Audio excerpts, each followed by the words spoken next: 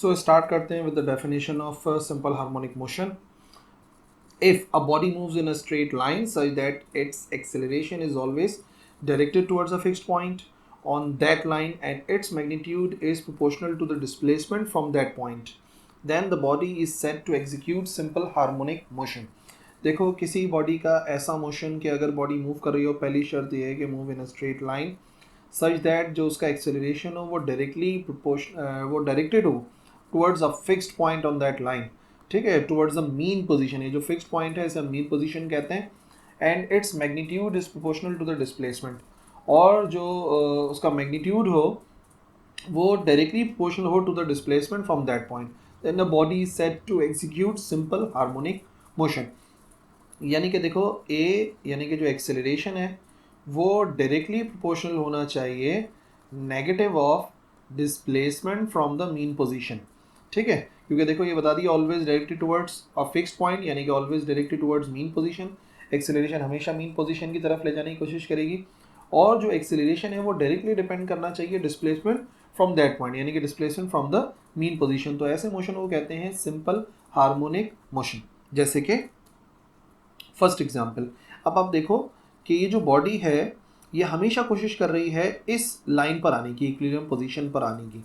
ठीक है, तो इसका जो एक्सेलरेशन है वो है तो proportional directly to the displacement. जितनी डिस्प्लेसमेंट बढ़ेगी उतनी एक्सेलरेशन बढ़ेगी. जब डिस्प्लेसमेंट इतनी है तो एक्सेलरेशन अलग है, और जब डिस्प्लेसमेंट ज़्यादा है तो एक्सेलरेशन ज़्यादा है. लेकिन जो एक्सेलरेशन है उसका काम क्या है? उसका काम है अपोजिट डायरेक्शन में लेकर जाना डिस्प्लेसमेंट के. क्योंकि देखो डिस्प्लेसमेंट इस डायरेक्शन में हो रही है राइट साइड पर, यह है डिस्प्लेसमेंट की डायरेक्शन, लेकिन एक्सेलरेशन हमेशा इधर ले जाने की कोशिश कर रही है. और अगर यहाँ से देखो तो डिस्प्लेसमेंट इस तरफ हो रही है फ्रॉम मीन पोजीशन, लेकिन फिर वही बात है कि जो बॉडी है वो इस तरफ मूव कर रही है, जो एक्सेलरेशन है वो उसे अपोजिट ले जाने की कोशिश कर रही है. तो पहली एग्जांपल है motion of a mass attached to one end of a spring, यानी कि spring mass system. Second example देखो, इस बॉल की जो कि यूनिफॉर्म सर्कुलर मोशन कर रही है, इस पार्टिकल की जो कि यूनिफॉर्म सर्कुलर मोशन कर रही है, उसको नहीं देखना, आपने उसके प्रोजेक्शन को देखना है जो कि इस स्ट्रेट लाइन के ऊपर नज़र आ रहा है. यहाँ पर ये जो ब्लू पॉइंट नज़र आ रहा है इसको देखो, तो इसकी जो एक्सेलरेशन है वो डायरेक्टली मोशन होनी चाहिए डिस्प्लेसमेंट की, और रिपीटेशन तो हो ही रही है, वाइब्रेटरी मोशन तो है ही. तो ये है दूसरी example, motion of projection of a particle executing uniform circular motion. तो अगर उसके सिर्फ आप इस हिस्से को देखो, यानी कि आप सिर्फ अगर इसकी जो बन रहा है इसका प्रोजेक्शन उसको देखो, तो वो SHM कर रहा है. और अगर फिलहाल SHM वाली बात क्लियर नहीं हो रही है तो ये तो बात याद रखो कि ये पीरियोडिक मोशन कर रहा है, क्योंकि बार बार रिपीट हो रही है मोशन. तीसरी और आखिरी एग्जांपल है पेंडुलम की. तो देखो मिसाल के तौर पे स्ट्रेट पॉइंट देखा जाए तो ये इसकी मीन पोजीशन हो गई. ठीक है, डिस्प्लेसमेंट ज़्यादा तो एक्सेलरेशन ज़्यादा, लेकिन एक्सेलरेशन का काम है हमेशा मीन पोजीशन की तरफ लेकर जाना. बॉडी डिस्प्लेस इधर हो रही है लेकिन दूर जाते जाते स्लो होती है, क्योंकि फोर्स उसे वापस ले जाने की कोशिश कर रही है. तो यह है तीसरी example, motion of the bob of a simple pendulum. Simple pendulum का जो बॉब है उसकी मोशन. अच्छा, कुछ इंपॉर्टेंट टर्म्स भी हैं SHM में जिनको पता होना चाहिए, जो याद होनी चाहिए. सबसे पहले वाइब्रेशन किसे कहते हैं? Complete round trip of simple harmonic motion, यानी कि जहाँ से स्टार्ट हुआ था दोबारा वहीं पर ही पहुँच जाना. या फिर हम कह सकते हैं if a body in periodic motion moves to and fro carry over the same path, the motion is called oscillation. उसी मोशन को वन वाइब्रेशन या ऑसिलेशन कहते हैं. मिसाल के तौर पे ये पेंडुलम का मीन पोजीशन है और हम पेंडुलम को यहाँ तक लेकर आए और हमने मोशन को स्टार्ट कराया. तो इस पेंडुलम का यहाँ से यहाँ जाना और फिर वापस आना, इसे कहते हैं वन वाइब्रेशन और one oscillation. Time period, the time required to complete one vibration. ठीक है, यानी कि वन वाइब्रेशन यानी कि वाइब्रेशन मुकम्मल होने में जो टाइम लगता है उसे टाइम पीरियड कहते हैं, और सिंबल होता है उसका T. एक वाइब्रेशन मुकम्मल होने में जो टाइम लग रहा है. फ्रीक्वेंसी होती है number of vibrations executed by an oscillating body in 1 second. एक सेकेंड के अंदर होने वाली वाइब्रेशंस की तादाद फ्रीक्वेंसी कहलाती है. और फ्रीक्वेंसी और टाइम पीरियड का सिंपल सा रिलेशन है. फ्रीक्वेंसी बराबर होती है रेसिप्रोकल ऑफ टाइम पीरियड, यानी कि जिस बॉडी का टाइम पीरियड ज़्यादा होगा उसकी फ्रीक्वेंसी अपने आप हो जाएगी कम. ठीक है ना, जाहिर सी बात है, अगर टाइम ज़्यादा लग रहा है एक वाइब्रेशन मुकम्मल होने में तो अपने आप नंबर ऑफ वाइब्रेशंस कम हो जाएंगी. चौथा, डिस्प्लेसमेंट की डेफिनेशन पता होनी चाहिए. It is the distance of the vibrating body at any instant from the equilibrium position. ठीक है, तो इक्विलिब्रियम पोजीशन से किसी भी लम्हे जो डिस्प्लेसमेंट होता है, द शॉर्टेस्ट डिस्टेंस वो डिस्प्लेसमेंट कहलाता है. But the maximum distance of the body on either side of its equilibrium position, उसे कहते हैं एम्पलीट्यूड। मिसाल के तौर पे देखो, ये इक्विलिब्रियम पोजीशन थी पेंडुलम की, पेंडुलम को यहाँ से वाइब्रेट करा रहे हैं, तो नेक्स्ट टाइम अगर ये पेंडुलम मूव भी करेगा, ठीक है, तो यहाँ पर चाहे इस तरफ जाए चाहे इस तरफ जाए, ये जो मैक्सिमम डिस्प्लेसमेंट है इसी को कहते हैं एम्पलीट्यूड। बॉडी इससे कम तो हो सकती है लेकिन इससे ज़्यादा नहीं जा सकती, दूर नहीं जा सकती, सो ये कहलाता है एम्पलीट्यूड। आ जाओ केस नंबर 1 पर। जो केस नंबर 1 है वो है motion under elastic restoring force. ठीक है, हमें साबित करना है कि कोई बॉडी जो इलास्टिक रीस्टोरिंग फोर्स यानी कि स्प्रिंग के ज़रिए से काम कर रही है, फॉर एग्जांपल वो SHM परफॉर्म कर रही है। सो आप देख सकते हो कि जो पोजीशन है इस पूरे मास की, तो डिस्प्लेसमेंट इस तरफ हो रही है लेकिन रीस्टोरिंग फोर्स उसे फिर वापस लेकर आती है। फिर ये इस तरफ डिस्प्लेसमेंट हो रही है तो रीस्टोरिंग फोर्स फिर इसे इधर वापस ले आती है। ठीक है ना, तो ये पार्टिकल है जिसका मास हो गया फॉर एग्जांपल m, एक स्प्रिंग से जुड़ा हुआ है, तो हमें साबित करना है कि इसका मोशन जो है वो SHM होगा, यानी कि a is proportional to -x के बराबर आना चाहिए। अब इस फिगर के अंदर देख लो, फॉर एग्जांपल ये इसकी इक्विलिब्रियम पोजीशन है, ठीक है, और फिर हम पहले उसको डिस्प्लेस कराते हैं, डिस्प्लेसमेंट हो गई x और पॉइंट A तक लेकर आए। ठीक है, फिर क्या करेंगे, अगर यहाँ से छोड़ेंगे तो ये वापस जाएगा इक्विलिब्रियम पोजीशन पे, लेकिन जाके रुकेगा नहीं, फिर ये क्या करेगा, यहाँ के बाद आगे की तरफ जाएगा ड्यू टू इनर्शिया, बट फिर यहाँ पर कंप्रेस करने के बाद पॉइंट B तक पहुँचेगा और फिर दोबारा से वापस स्प्रिंग से लेकर जाएगा। सो चाहे पॉजिटिव में नापो नेगेटिव में नापो, डिस्प्लेसमेंट हो जाएगी x। लेकिन हाँ, ये बात कन्फर्म है कि जो force exerted on the spring will be proportional to the displacement. देखो, जितना ज़्यादा डिस्प्लेस कराएंगे फोर्स उतनी ज़्यादा अप्लाई करेगा स्प्रिंग। अगर तो फॉर एग्जांपल मैंने इस पार्टिकल को यहाँ तक डिस्प्लेस कराया होता तो आप देखते फोर्स कम अप्लाई होती, लेकिन अगर मैं इसको ज़्यादा डिस्प्लेस करा रहा हूँ इक्विलिब्रियम पोजीशन से यहाँ तक लेकर आ रहा हूँ, इतने डिस्टेंस तक लेकर आ रहा हूँ, तो आप देखोगे कि फोर्स अप्लाई होगी ज़्यादा। स्प्रिंग पर ज़्यादा डिस्प्लेसमेंट कराओगे तो स्प्रिंग उतनी ही फोर्स अप्लाई करेगा, डिस्प्लेसमेंट कम तो फोर्स कम। और प्रोपोर्शनैलिटी का साइन रिमूव होगा तो इक्वल का साइन आएगा और आएगा एक कांस्टेंट, यहाँ आने वाला कांस्टेंट k है, अभी इसको एक्सप्लेन करते हैं। लेकिन ये जो लॉ है ये लॉ कहलाता है हुक्स लॉ, ठीक है, जो कि आपने स्ट्रेस और स्ट्रेन के लिहाज से ही पढ़ा होगा। और ये यहाँ पर हो गया स्प्रिंग की फोर्स और एक्सटेंशन के लिहाज से, एक्सटेंशन या डिस्प्लेसमेंट जिसे हम शो कर रहे हैं x से। सो क्या है k, तो याद रखो k is a constant of proportionality और इसे कहते हैं फोर्स कांस्टेंट ऑफ स्प्रिंग। ऐसी बात है, स्प्रिंग पे भी डिपेंड करता है। The spring also exert an equal and opposite force to restore its shape. देखो, मेन बात तो यही है, तभी तो हम इसको कह रहे हैं इलास्टिक रीस्टोरिंग फोर्स। ठीक है, तो जो इलास्टिक रीस्टोरिंग फोर्स है उसकी खास बात यह है कि वो रीस्टोर करने की कोशिश करती है हमेशा अपनी पोजीशन को, इसी वजह से रीस्टोरिंग फोर्स है। तो स्प्रिंग जो फोर्स अप्लाई करता है उससे वो अपने आप को रीस्टोर करता है। जब दूर जा रहा होता है तो वो क्या रीस्टोर करता है कि नहीं वो मीन पोजीशन पर आ जाए, लेकिन इनर्शिया की वजह से जब बॉडी आगे चली जाती है फिर दोबारा वो अपने आप को बहाल करता है, रीस्टोर करता है और लेके जाता है इस तरफ, लेकिन इनर्शिया की वजह से body to and fro motion करती रहती है। सो के जो है वो स्प्रिंग कांस्टेंट जो जाहिर करता है कि जो स्प्रिंग है वो कितना स्टिफ है, जितना स्टिफ होगा उतनी ही के की वैल्यू होगी। सो इक्वेशन नंबर 1 इसी को नाम देते हैं F इजिकल टू -kx, क्योंकि जो डिस्प्लेसमेंट है वो अपोजिट है। जितना डिस्प्लेसमेंट मैं कराऊंगा, जो रीस्टोरिंग फोर्स स्प्रिंग अप्लाई करेगा वो अपोजिट डायरेक्शन में करेगा। So F is proportional to -kx हमने लिखा, माइनस शो कर रहा है अपोजिट डायरेक्शन को। जितना डिस्प्लेस मैं इस तरफ कराऊंगा, बाद में स्प्रिंग उतना ही रीस्टोर करने के लिए फोर्स अप्लाई करेगा। और प्रोपोर्शनैलिटी का साइन रिमूव करा तो वही बात दोबारा से यहाँ पे F is equal to -kx। Let's say equation number 1। लेकिन न्यूटन के सेकंड लॉ से फोर्स का एक और फॉर्मूला हमें पता है, F is equal to ma। So ये हो गई हमारी इक्वेशन नंबर 2। दोनों इक्वेशंस के लेफ्ट हैंड साइड पे फोर्स लिखा हुआ है, इधर भी F लिखा हुआ है, इधर भी F लिखा हुआ है, तो दोनों को हम कंपेयर कर सकते हैं, कंपेयर करते हैं। सो कंपेयर करके पता चला ma बराबर आ सकता है, जब दोनों की लेफ्ट हैंड साइड इक्वल है तो राइट भी इक्वल होगी, ma बराबर आ सकता है -kx के। सो एक्सेलरेशन को अलग करते हैं, a is equal to -k/m, दोनों को एक साथ लिखा और ये आ गया x। अब देखो k कौन सा कांस्टेंट था, स्प्रिंग कांस्टेंट, स्प्रिंग तो चेंज हो नहीं रहा है, सो स्प्रिंग कांस्टेंट है, वो कांस्टेंट ही रहेगी k की वैल्यू, और ना मास चेंज हो रहा है। जितना मास यहाँ पे था m उतना ही मास यहाँ पर होगा m, और उतना ही मास होगा क्योंकि कोई टूट फूट तो हो नहीं रही है। तो क्योंकि k और m दोनों कांस्टेंट हैं तो दोनों को रिमूव करके प्रोपोर्शनैलिटी का साइन आ सकता है। So a is proportional to -x, जो साबित करता है कि the motion under elastic restoring force is SHM, जबकि k और m कांस्टेंट है। The equation shows that the motion m is vibratory है और उसकी जो acceleration है वो डायरेक्टली मोशन है to the displacement and directly towards the mean position, and this type of motion is called SHM। यानी कि A प्रोपोर्शनल हो जाए अगर माइनस एक्स के किसी भी मोशन के, सो उसको हम कहते हैं सिंपल हार्मोनिक मोशन।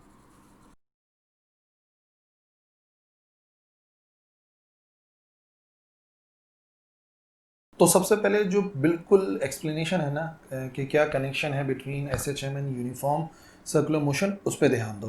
देखो ये एक पार्टिकल है जो यहाँ पे नज़र आ रहा है रेड कलर का, ये इस सर्कुलर पाथ पे मूव कर रहा है और विद यूनिफॉर्म स्पीड, तो वो कहलाएगा यूनिफॉर्म सर्कुलर मोशन।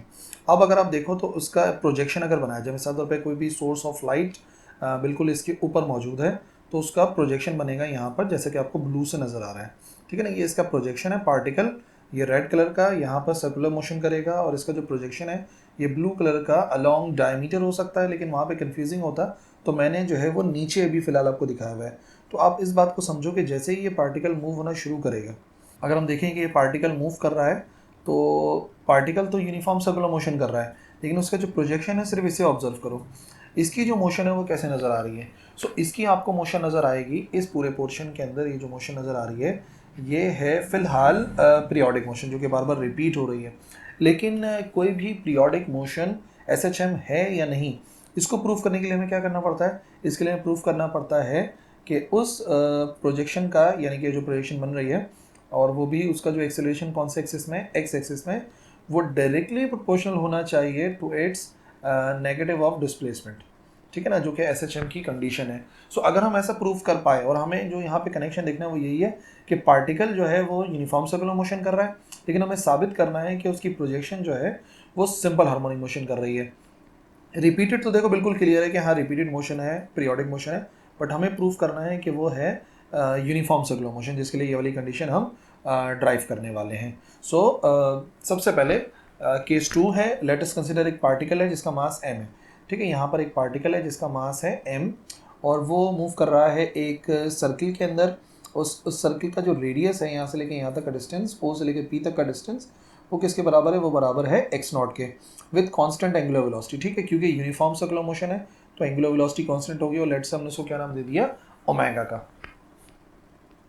अच्छा, पार्टिकल तो P है और उसी का जो प्रोजेक्शन बनेगा बिल्कुल उसी के नीचे, तो यहाँ पर समझ लो जो प्रोजेक्शन बन रहा है वो है Q से शो कर रहा है, पार्टिकल P और प्रोजेक्शन Q, और फिलहाल जो डिस्प्लेसमेंट है फ्रॉम द ओरिजिन उस पार्टिकल की वो है x के बराबर, फिलहाल इस इंस्टेंट पर x डिस्प्लेसमेंट है। और सबसे ज़्यादा कितना दूर जा सकता है, सबसे ज़्यादा दूर जा सकता है पॉइंट B तक, और ये जो डिस्टेंस होगा उससे लेके B तक का, इसको हम रेडियस भी कह सकते हैं, इसको यहाँ पे ऑलरेडी हम x0 से शो कर चुके हैं, ठीक है। वही एक्सप्लेनेशन है, motion of Q associated with the motion of P, ठीक है ना। पी मूव करेगा तो जो क्यू है वही मूव करेगा। अगर पी अभी इधर है तो क्यू यहाँ पर होगा, और जैसे इससे पहले फिगर में समझाया था, पी यहाँ पर आया तो प्रोजेक्शन यहाँ पर आ गई, तो प्रोजेक्शन जो मोशन करेगा वो करेगा पीरियोडिक मोशन तो करेगा।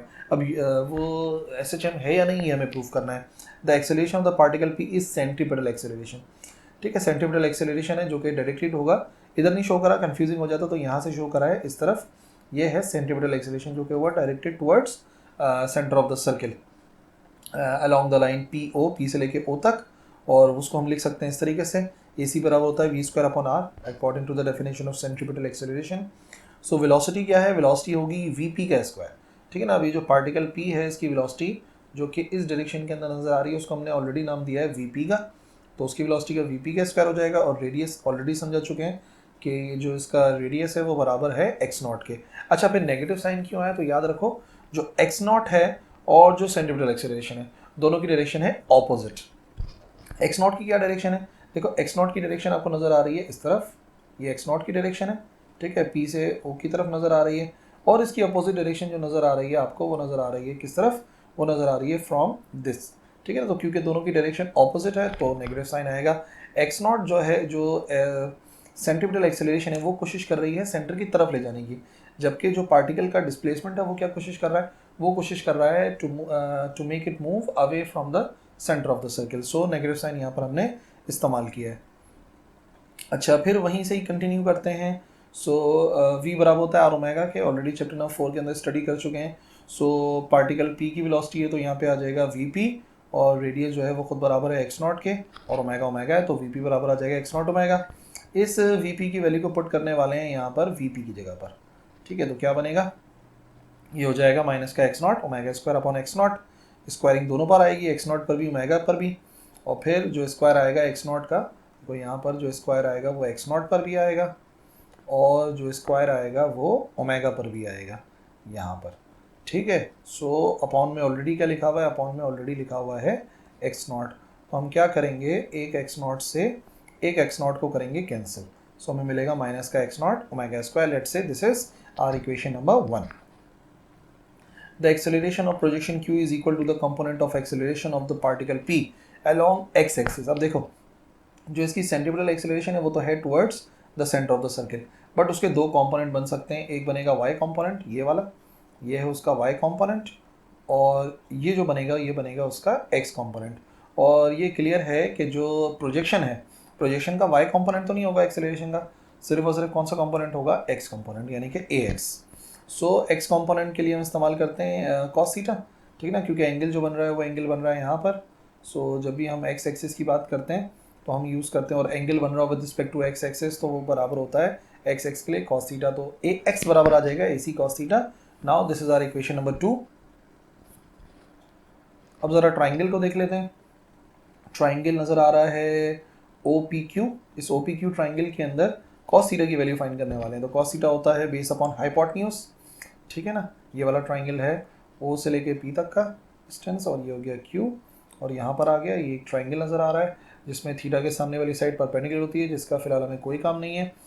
90 डिग्री के सामने वाली होती है हाइपोटेन्यूज यानी कि एक्स नॉट, और जो बच गई साइड वो क्या हो गई, वो हो गई बेस। सो इसका आंसर आ जाएगा एक्स अपॉन एक्स नॉट, क्योंकि एक्स है बेस और एक्स नॉट है hypotenuse, base upon hypotenuse. So this is our equation number 3। अब क्या करने वाले हैं, इक्वेशन नंबर 1 से वैल्यू निकाली, इक्वेशन नंबर 3 से वैल्यू निकाली, और कहाँ रखी, इक्वेशन नंबर 2 के अंदर रखी, ठीक है। इक्वेशन नंबर 2 यानी कि जिसके अंदर यहाँ पे लिखा होता है इक्वेशन नंबर 2 क्या थी, इक्वेशन नंबर 2 थी ax बराबर है माइनस का AC, ठीक है, और साथ में लिखा हुआ था कॉस थीटा। ये थी हमारी इक्वेशन नंबर 2। सो अब हमने क्या करा, हमने ax की जगह पे जो AC की वैल्यू ऑलरेडी इक्वेशन नंबर 1 से पता करी थी वो पुट कर दी, minus x naught omega square, और कॉस थीटा की वैल्यू इक्वेशन नंबर 3 से x upon x naught. So क्या होगा यहाँ पर, एक्स नॉट से एक्स नॉट होगा कैंसिल, तो हमें मिलेगा ax बराबर है minus omega square into x. अच्छा जी, अब एक और प्रॉपर्टी है, ओमेगा तो कांस्टेंट है, ऑलरेडी बता चुके हैं, यूनिफॉर्म सर्कुलर मोशन है, ओमेगा कांस्टेंट होगा। सो कांस्टेंट को रिमूव करा, इक्वल का साइन रिमूव करा, तो हम प्रोपोर्शनलिटी का साइन लगा सकते हैं। So a is proportional to minus x, जो साबित करता है कि वो जो प्रोजेक्शन था उसकी जो मोशन है वो है सिंपल हार्मोनिक मोशन। पार्टिकल तो यूनिफॉर्म सर्कुलर मोशन कर रहा है, लेकिन उसका प्रोजेक्शन कर रहा है SHM यानी कि सिंपल हार्मोनिक मोशन, ठीक है, वही बात है। Hence it is prove that the motion of projection Q of particle P executing uniform circular motion is SHM। वो जो कर रहा है वो है SHM।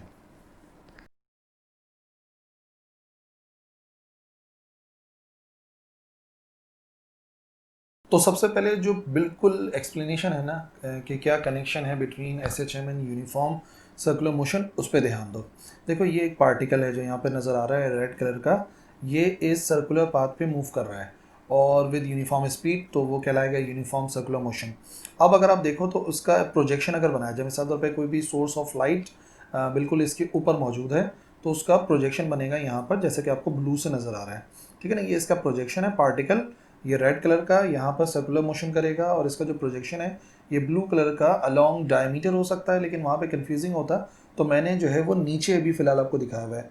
तो आप इस बात को समझो कि जैसे ही ये पार्टिकल मूव होना शुरू करेगा, अगर हम देखें कि ये पार्टिकल मूव कर रहा है, तो पार्टिकल तो यूनिफॉर्म सर्कुलर मोशन कर रहा है, लेकिन उसका जो प्रोजेक्शन है सिर्फ इसे ऑब्जर्व करो, इसकी जो मोशन है वो कैसे नज़र आ रही है। सो इसकी आपको मोशन नज़र आएगी इस पूरे पोर्शन के अंदर, ये जो मोशन नज़र आ रही है ये है फ़िलहाल पीरियोडिक मोशन जो कि बार बार रिपीट हो रही है।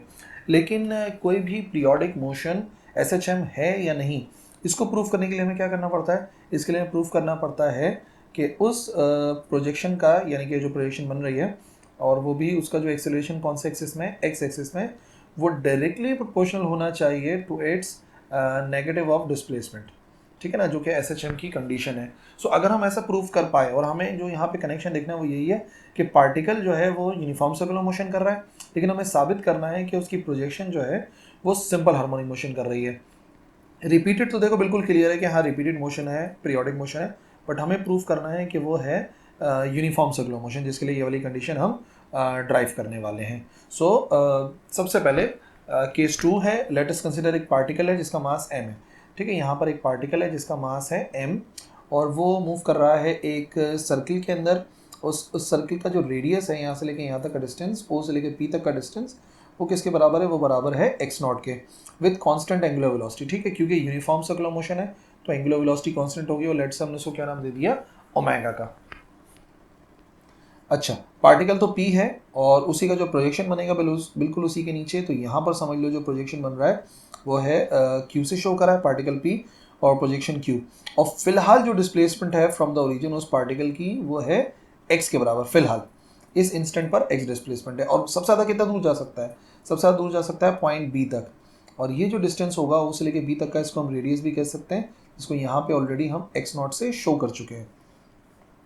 ठीक है, वही explanation the motion of Q associated with the motion of P. ठीक है ना, पी मूव करेगा तो जो क्यू है वही मूव करेगा। अगर पी अभी इधर है तो क्यू यहाँ पर होगा, और जैसे इससे पहले फिगर में समझाया था पी यहाँ पर आया तो प्रोजेक्शन यहाँ पर आ गई, तो प्रोजेक्शन जो मोशन करेगा वो करेगा पीरियोडिक मोशन तो करेगा। अब वो SHM है या नहीं, ये हमें प्रूव करना है। The acceleration of the particle P is centripetal acceleration. ठीक है, सेंट्रीपिटल एक्सेलरेशन है जो कि डायरेक्टेड होगा, इधर नहीं शो करा, कंफ्यूजिंग हो जाता, तो यहाँ से शो करा है इस तरफ, ये है सेंट्रीपिटल एक्सेलरेशन जो कि हुआ directed towards centre of the circle along the line P O, P से लेके ओ तक, और उसको हम लिख सकते हैं इस तरीके से, AC बराबर होता है v² upon r according to the definition of centripetal acceleration. So velocity क्या है, वेलोसिटी होगी vp का स्क्वायर। ठीक है ना, अब ये जो पार्टिकल p है इसकी वेलोसिटी जो कि इस डायरेक्शन के अंदर नजर आ रही है उसको हमने ऑलरेडी नाम दिया है vp का, तो उसकी वेलोसिटी का vp का स्क्वायर हो जाएगा, और रेडियस ऑलरेडी समझा चुके हैं कि जो इसका रेडियस है वो बराबर है x नॉट के। अच्छा, फिर नेगेटिव साइन क्यों आया, तो याद रखो जो x नॉट है और जो सेंट्रीपिटल एक्सेलरेशन है दोनों की डायरेक्शन है ऑपोजिट। x नॉट की क्या डायरेक्शन है, देखो x नॉट की डायरेक्शन आपको नज़र आ रही है इस तरफ, ये x नॉट की डायरेक्शन है। ठीक है, P से O की तरफ नज़र आ रही है, और इसकी अपोजिट डायरेक्शन जो नज़र आ रही है आपको वो नज़र आ रही है किस तरफ, वो नज़र आ रही है फ्रॉम दिस। ठीक है ना, तो क्योंकि दोनों की डायरेक्शन ऑपोजिट है तो नेगेटिव साइन आएगा। x नॉट जो है, जो सेंट्रीपिटल एक्सेलरेशन है वो कोशिश कर रही है सेंटर की तरफ ले जाने की, जबकि जो पार्टिकल का डिस्प्लेसमेंट है वो क्या कोशिश कर रहा है, वो कोशिश कर रहा है to make it move away from the centre of the circle. So negative sign यहाँ पर हमने इस्तेमाल किया है। अच्छा, फिर वहीं से ही कंटिन्यू करते हैं। सो v बराबर होता है आर ओमेगा के, ऑलरेडी चैप्टर नंबर 4 के अंदर स्टडी कर चुके हैं। सो पार्टिकल p की वेलोसिटी है तो यहाँ पे आ जाएगा vp, और रेडियस जो है वो खुद बराबर है x नॉट के, और ओमेगा ओमेगा है तो vp बराबर आ जाएगा x नॉट ओमेगा। इस vp की वैल्यू को पुट करने वाले हैं यहाँ पर vp की जगह पर। ठीक है, तो क्या बनेगा, ये हो जाएगा माइनस का x naught omega square upon x not, squaring दोनों पर आएगी, x नॉट पर भी ओमेगा पर भी, और फिर जो स्क्वायर आएगा x नॉट का, तो यहाँ पर जो स्क्वायर आएगा वो x नॉट पर भी आएगा, और जो स्क्वायर आएगा वो ओमेगा पर भी आएगा यहाँ पर। ठीक है, सो अपॉन में ऑलरेडी क्या लिखा हुआ है, अपॉन में ऑलरेडी लिखा हुआ है x नॉट, तो हम क्या करेंगे, एक x नॉट से एक x नॉट को करेंगे कैंसिल, सो हमें मिलेगा माइनस का x naught omega square. Let's say this is our equation number 1।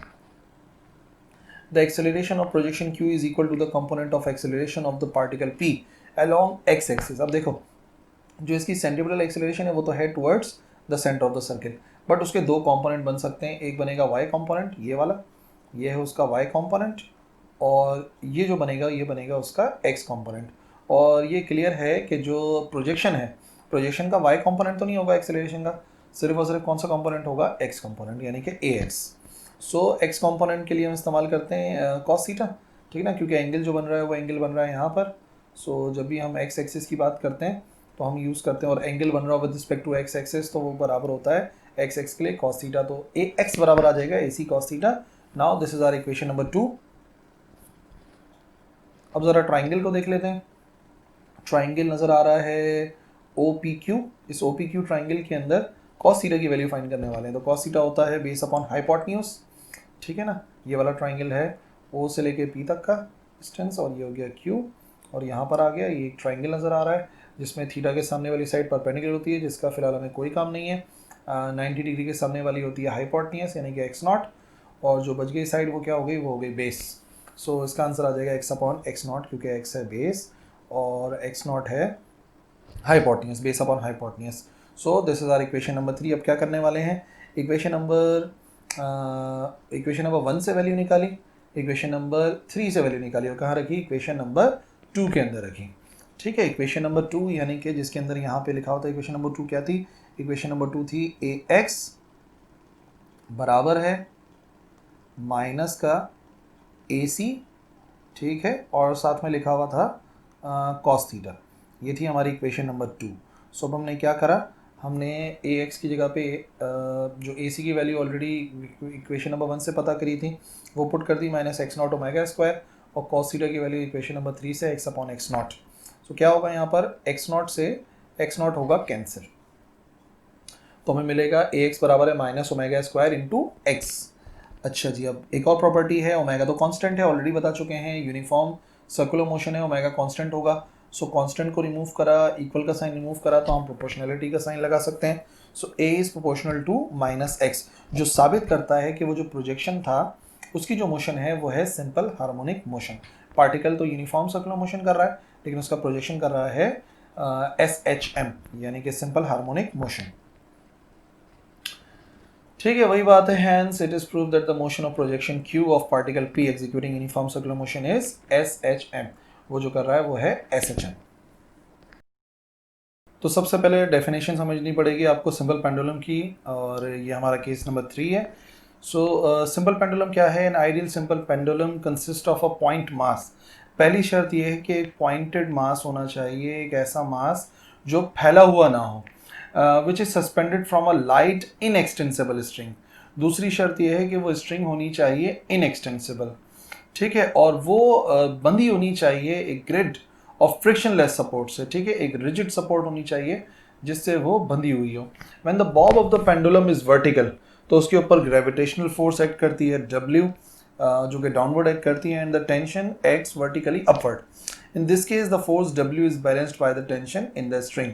देखो, सबसे पहले मैंने आपको कंडीशन बताई, एक रिजिड सपोर्ट है, ठीक है ना, एक सपोर्ट आ गई जो कि बिल्कुल फिक्स्ड है, और फिर हमने क्या करा, इससे हमने एक इनएक्सटेंसिबल स्ट्रिंग को लटकाया, और यहाँ पर हमने एक ऐसा मास जोड़ा जो कि पॉइंटेड मास है, फैला हुआ नहीं है, ठीक है ना। और फिर एक शर्त और है इस सिंपल पेंडुलम के लिए कि अगर मुझे ये वाला केस स्टडी करना है तो हमने इसको डिस्प्लेस कराना है, कुछ एंगल तक डिस्प्लेस कराना है, और जो एंगल हमने डिस्प्लेस कराना है वो एंगल होना चाहिए कम, ठीक है ना। ये एक शर्त है कि जो डिस्प्लेसमेंट है वो स्मॉल होनी चाहिए इस केस के अंदर, जो कि आगे और क्लियर हो जाएगी। तो एक पॉइंटेड मास को एक इनएक्सटेंसिबल ना खींचने वाली रस्सी की मदद से एक फ्रिक्शनलेस रिजिड सपोर्ट से लटकाया और स्मॉल डिस्प्लेसमेंट दी, तो बन गया हमारा सिंपल पेंडुलम, ठीक है। जैसे तो फिर वो मूव किस तरीके से करेगा, वो इस तरीके से मूव करेगा, यानी कि आप देखोगे तो हमेशा जो उसका एक्सेलरेशन है वो कोशिश करेगा डिस्प्लेसमेंट के अपोजिट डायरेक्शन में ले जाने की।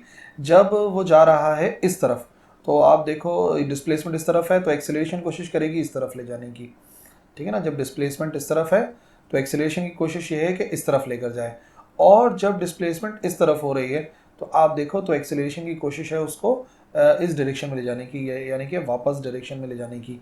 सो ये बात तो कंफर्म है कि ये पीरियोडिक मोशन है। अब ये पीरियोडिक मोशन क्या सिंपल हार्मोनिक मोशन है, इसके लिए हमें डेरिवेशन करनी पड़ेगी।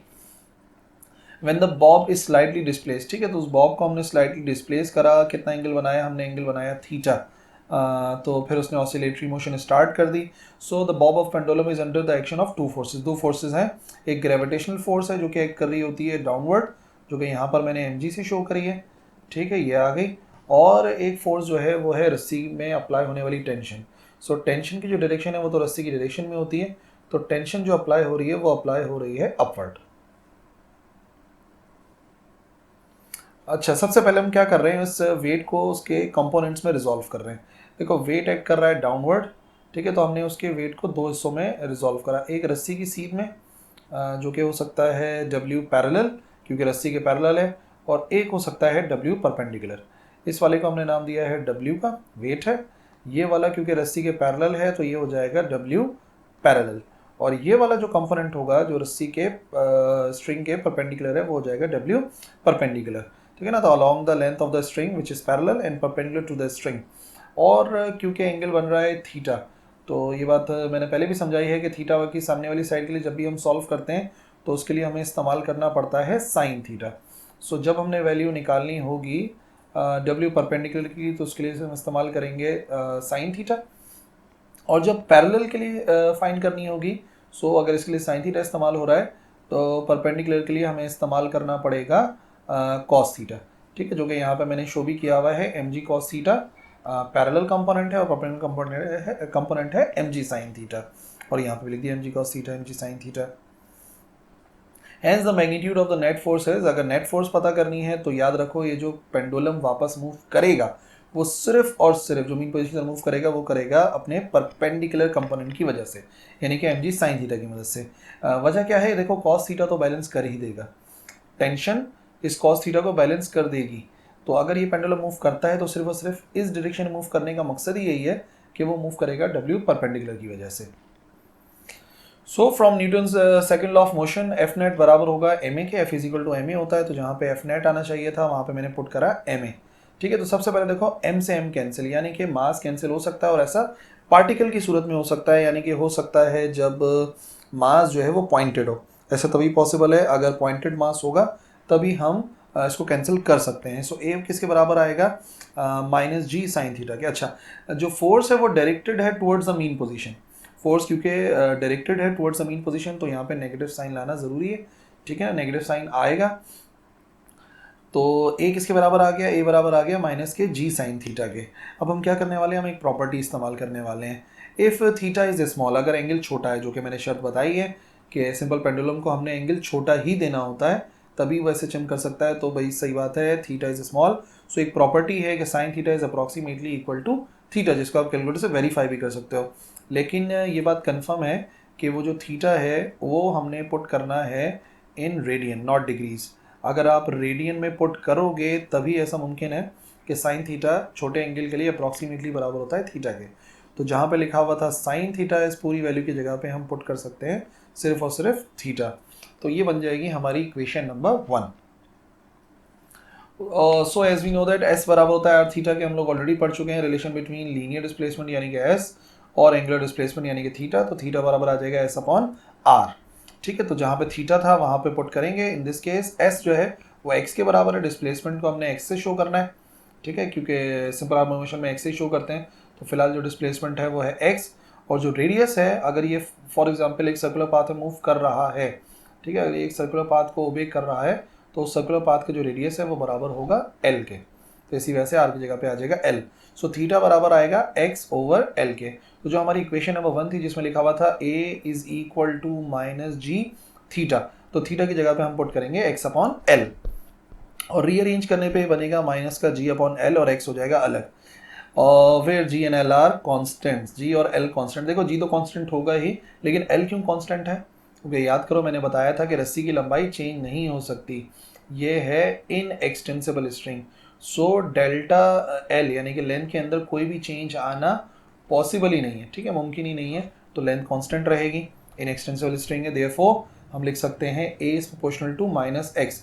जब कांस्टेंट को रिमूव करा यानी कि g अपॉन एल को रिमूव करा और इक्वल को रिमूव करा तो a प्रोपोर्शनल आ सकता है माइनस एक्स के।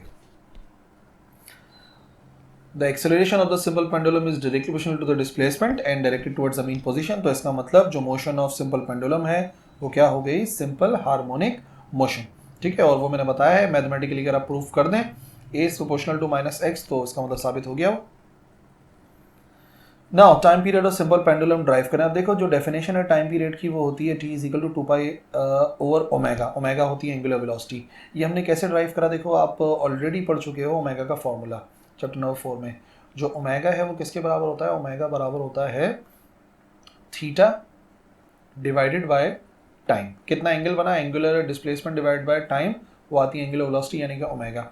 तो हम यहाँ पे जो बात कर रहे हैं वो हम कर रहे हैं लेट से अगर कोई एक पार्टिकल है वो अपना पूरा एक राउंड मुकम्मल कर रहा है, ठीक है, पूरा एक राउंड मुकम्मल कर रहा है, तो एंगल कितनी डिग्री हो जाएगा, एंगल रेडियन के अंदर बराबर हो जाएगा 2 पाई के, तो थीटा की जगह पे हम पाई पुट कर देंगे, ठीक है, तो थीटा की जगह पे अगर मैं लिख देता हूँ यहाँ पर 2 पाई, तो जो टाइम लगता है टू कंप्लीट वन वाइब्रेशन और टू कंप्लीट वन ऑसिलेशन, उसे कहते हैं टाइम पीरियड। तो डिवाइड में क्या आ सकता है, डिवाइड में आ सकता है कैपिटल टी, और यहाँ पे हम लिख देंगे ओमेगा को। सो इस तरीके से अगर कभी भी टाइम पीरियड पता करना होगा तो उसका जनरल फॉर्मूला होगा 2 pi over omega. So this is our equation number 2। अब in case of circular motion already हम पढ़ चुके हैं केस नंबर 2 के अंदर कि एक्सीलरेशन प्रोपोर्शनल है minus omega square into x, और ये इसको हमने इक्वेशन नंबर 3 का नाम दिया। और ये कौन सी इक्वेशन है, बिल्कुल जब प्रूव होने वाला होता है ना, बिल्कुल प्रूव होने वाला होता है कि उसका मोशन एस एच एम है, जब हम कॉन्स्टेंट को रिमूव करने वाले होते हैं तो एक इस किस्म का आंसर आता है कि a is equal to minus omega square x, हमारे केस नंबर 2 के अंदर। और इस केस के अंदर हमने पढ़ा इन केस ऑफ पेंडुलम माइनस का जी अपॉन एल इंटू एक्स, बिल्कुल कॉन्स्टेंट रिमूव करने से पहले जो इक्वेशन आई है वो यही आई है। अब ज़रा इन दोनों इक्वेशन को आप कंपेयर करो, इक्वेशन नंबर 3 और 4 को, तो पता चलेगा कि ए तो सेम है, ठीक है, नेगेटिव साइन भी सेम हो गया और एक्स भी सेम हो गया। तो हम ये कह सकते हैं कि ओमेगा स्क्वायर किसके बराबर आएगा, ओमेगा स्क्वायर बराबर आएगा सीधा सीधा जी अपॉन एल के। और सिर्फ ओमेगा की वैल्यू चाहिए तो रूट लेंगे, तो ओमेगा बराबर आ जाएगा अंडर रूट जी अपॉन एल। इस ओमेगा की वैल्यू को सिंपल पेंडुलम के केस में रिप्लेस कराएंगे इक्वेशन नंबर 2 के अंदर ओमेगा की जगह पर, तो ये बनेगा 2 पाई ओवर अंडर रूट जी अपॉन एल, और इसी को रीअरेंज करेंगे तो डिवाइड से मल्टीप्लाई में लाएंगे रेसिप्रोकल हो जाएगा, ये बन जाएगा T is equal to 2 pi under root L upon g. तो याद रखो time period of simple pendulum directly depend करता है अंडर रूट एल पर, और इनवर्सली डिपेंड करता है अंडर रूट जी की वैल्यू पर, ठीक है ना। यानी कि लेंथ जितनी ज़्यादा होगी सिंपल पेंडुलम की उतना ही ज़्यादा टाइम पीरियड होगा, और जितनी कम होगी उतना टाइम पीरियड कम होगा।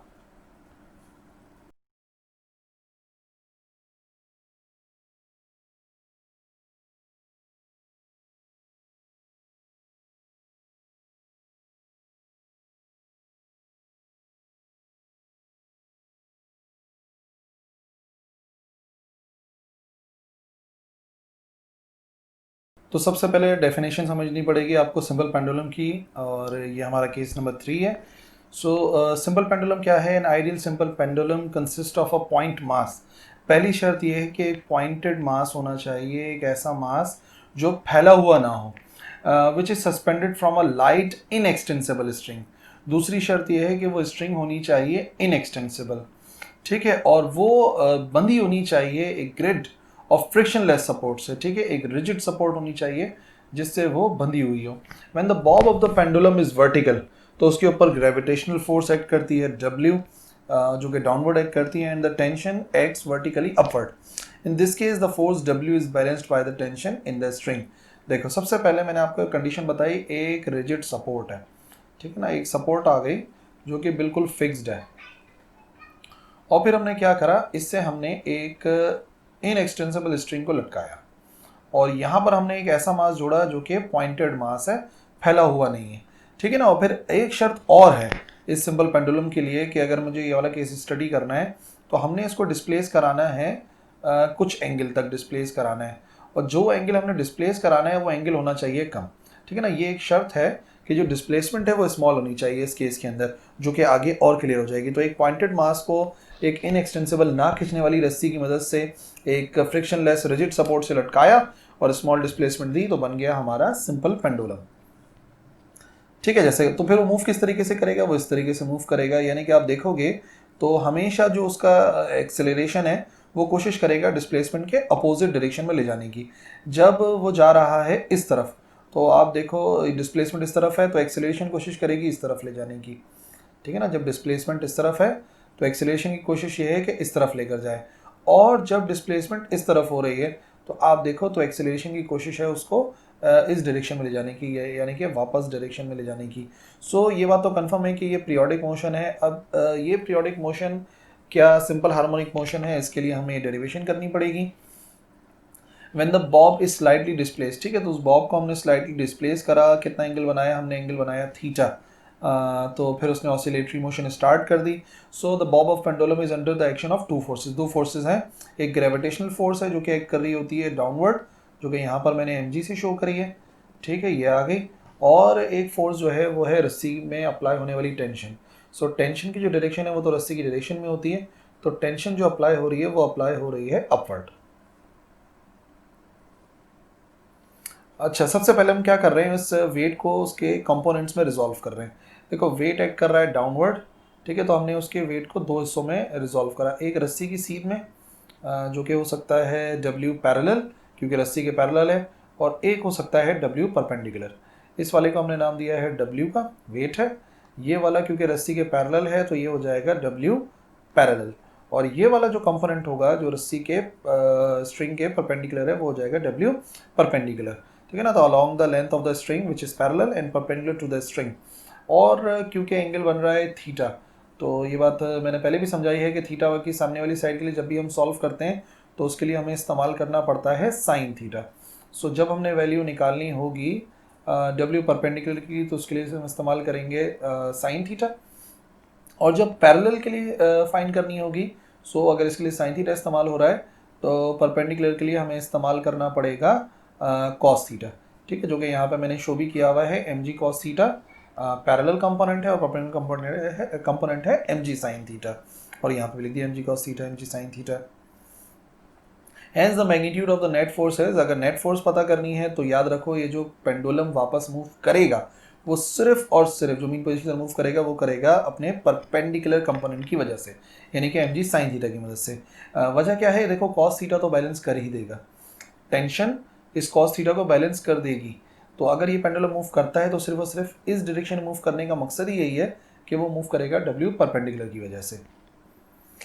So from Newton's second law of motion F net बराबर होगा ma के, F इजिकल टू ma होता है, तो जहाँ पे एफ नेट आना चाहिए था वहाँ पे मैंने पुट करा ma, ठीक है। तो सबसे पहले देखो m से m कैंसिल, यानी कि मास कैंसिल हो सकता है, और ऐसा पार्टिकल की सूरत में हो सकता है, यानी कि हो सकता है जब मास जो है वो पॉइंटेड हो, ऐसा तभी पॉसिबल है, अगर पॉइंटेड मास होगा तभी हम इसको कैंसिल कर सकते हैं। सो a किसके बराबर आएगा, माइनस जी साइन थीटा के। अच्छा, जो फोर्स है वो डायरेक्टेड है towards the mean position, force क्योंकि डायरेक्टेड है टुवर्ड्स द मीन पोजीशन तो यहाँ पे नेगेटिव साइन लाना ज़रूरी है, ठीक है, नेगेटिव साइन आएगा, तो a किसके बराबर आ गया, a बराबर आ गया माइनस के जी साइन थीटा के। अब हम क्या करने वाले हैं, हम एक प्रॉपर्टी इस्तेमाल करने वाले हैं, इफ़ थीटा इज स्मॉल, अगर एंगल छोटा है, जो कि मैंने शर्त बताई है कि सिंपल पेंडुलम को हमने एंगल छोटा ही देना होता है तभी वैसे चम कर सकता है, तो भाई सही बात है, थीटा इज स्मॉल, सो एक प्रॉपर्टी है कि sine theta is approximately equal to theta, जिसको आप कैलकुलेटर से वेरीफाई भी कर सकते हो। लेकिन ये बात कंफर्म है कि वो जो थीटा है वो हमने पुट करना है इन रेडियन नॉट डिग्रीज, अगर आप रेडियन में पुट करोगे तभी ऐसा मुमकिन है कि साइन थीटा छोटे एंगल के लिए अप्रॉक्सीमेटली बराबर होता है थीटा के, तो जहाँ पे लिखा हुआ था साइन थीटा इस पूरी वैल्यू की जगह पे हम पुट कर सकते हैं सिर्फ और सिर्फ थीटा, तो ये बन जाएगी हमारी equation number 1। So as we know that S बराबर होता है आर थीटा के, हम लोग ऑलरेडी पढ़ चुके हैं रिलेशन बिटवीन लीनियर डिस्प्लेसमेंट यानी कि एस और एंगुलर डिस्प्लेसमेंट यानी कि थीटा, तो थीटा बराबर आ जाएगा एस अपॉन आर, ठीक है। तो जहाँ पे थीटा था वहाँ पे पुट करेंगे, इन दिस केस एस जो है वो एक्स के बराबर है, डिस्प्लेसमेंट को हमने एक्स से शो करना है, ठीक है, क्योंकि सिंपल हार्मोनिक मोशन में एक्स से शो करते हैं, तो फिलहाल जो डिस्प्लेसमेंट है वो है एक्स, और जो रेडियस है अगर ये फॉर एग्जाम्पल एक सर्कुलर पाथ में मूव कर रहा है, ठीक है, अगर एक सर्कुलर पाथ को ओबे कर रहा है तो सर्कुलर पाथ का जो रेडियस है वो बराबर होगा एल के, तो इसी वजह से आर की जगह पे आ जाएगा एल, सो थीटा बराबर आएगा एक्स ओवर एल के। तो जो हमारी इक्वेशन नंबर 1 थी जिसमें लिखा हुआ था a is equal to minus g theta, तो थीटा की जगह पे हम पुट करेंगे x अपॉन एल, और रीअरेंज करने पे बनेगा माइनस का g अपॉन एल और x हो जाएगा अलग, और फिर g and L are constant, g और एल कॉन्स्टेंट, देखो जी तो कॉन्स्टेंट होगा ही लेकिन एल क्यों कॉन्स्टेंट है, क्योंकि याद करो मैंने बताया था कि रस्सी की लंबाई चेंज नहीं हो सकती, ये है inextensible string, so delta L यानी कि लेंथ के अंदर कोई भी चेंज आना पॉसिबल ही नहीं है, ठीक है, मुमकिन ही नहीं है, तो लेंथ कांस्टेंट रहेगी, इन एक्सटेंसिबल स्ट्रिंग है, देयरफॉर हम लिख सकते हैं a is proportional to minus x, जब कांस्टेंट को रिमूव करा यानी कि g अपॉन एल को रिमूव करा और इक्वल को रिमूव करा तो a प्रोपोर्शनल आ सकता है माइनस एक्स के।